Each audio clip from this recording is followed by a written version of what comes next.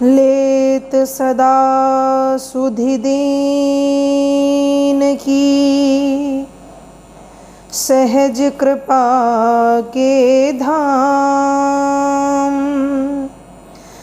जननी जनक दास के, प्रभु श्री सीताराम।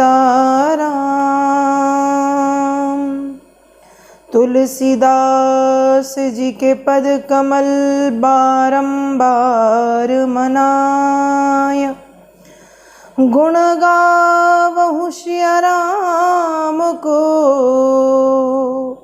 हनुमत हो सहाय। बोलिए श्री सीतारामचंद्र भगवान की जय। प्रभु श्री सीताराम जी महाराज के चरणों में प्रणाम करते हुए आप सभी श्रद्धालु भक्तजनों को मेरा कोटि कोटि प्रणाम। जैसा कि आप सभी को ज्ञात है कि विगत 2 दिनों से हम पाक्षिक मानस साधना, मैंने 2 दिनों में भी आपको बताया, उसके पहले भी बताया कि रामचरितमानस की कथा तो हम सभी ने सुनी है, सुनते रहते हैं और पढ़ते भी हैं रामायण रामचरितमानस घर पे। तो यहाँ हम रामचरितमानस के मेरे अनुसार जो कुछ विशेष बातें हैं, जो मुझे विशेष लगती हैं, उन बातों को आप तक पहुंचाने का प्रयत्न कर रही हूं। वैसे तो रामचरितमानस की प्रत्येक चौपाई महामंत्र है, लेकिन जो विशेष कुछ सार अंश है वो आप तक मैं पहुंचा रही हूं। तो कल आप सभी को मैंने बड़ी सुंदर बात बताई कि साधना 3 प्रकार की होती है, सात्विकी, राजसी और तामसी। और साधना कैसी भी हो करनी चाहिए, क्योंकि साधना से दुनिया की ऐसी कोई भी वस्तु नहीं है जो हमें प्राप्त नहीं हो सकती। साधना से हम सब प्राप्त कर सकते हैं। यहाँ सब का मतलब है सब, हम जो चाहें, प्रभु की कृपा, शांति, सुख, समृद्धि, रिद्धियाँ, सिद्धियाँ, सब हम साधना से प्राप्त कर सकते हैं। इसलिए व्यक्ति को अपने जीवन में एक साधक बन करके साधना करने का अवश्य प्रयत्न करना चाहिए। हम अवश्य साधना करें, ऐसा हमें करने से लाभ ही होगा, हानि नहीं होनी।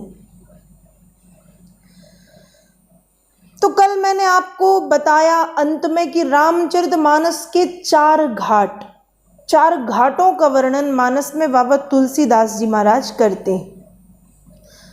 प्रथम घाट है जहाँ स्वयं भोलेनाथ वक्ता के रूप में विराजित हैं। जगत जननी पराम्बा जगदम्बा भगवती सती पार्वती उमा श्रोता के रूप में बैठी हैं। दूसरा घाट है जहाँ कुंभज ऋषि कथा कर रहे हैं और भगवान भोलेनाथ कथा सुन रहे हैं। तीसरा घाट है जहाँ पर याज्ञवल्क्य मुनि ने कथा कही है और श्री भरद्वाज जी ने कथा को सुना है। और चौथा घाट है कागभुसुंडी कथा करते हैं और श्री गरुण जी महाराज उस कथा का श्रवण पान करते हैं।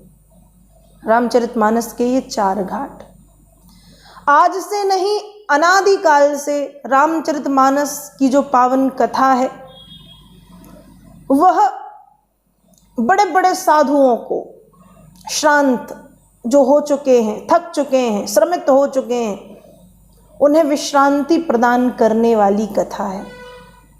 जैसा कि मैंने आपसे बताया था कि राम कथा शशि किरण समाना, संत चकोर करहि जेहि पाना। राम कथा विश्रांति प्रदान करती है, शांति प्रदान करती। जो थक चुके हैं, जो श्रांत हैं, ऐसे लोगों को विश्रांति प्रदान करने वाली पावन कथा का नाम है श्री रामचरितमानस। और ऐसी कथा, मानस में एक कथा आती है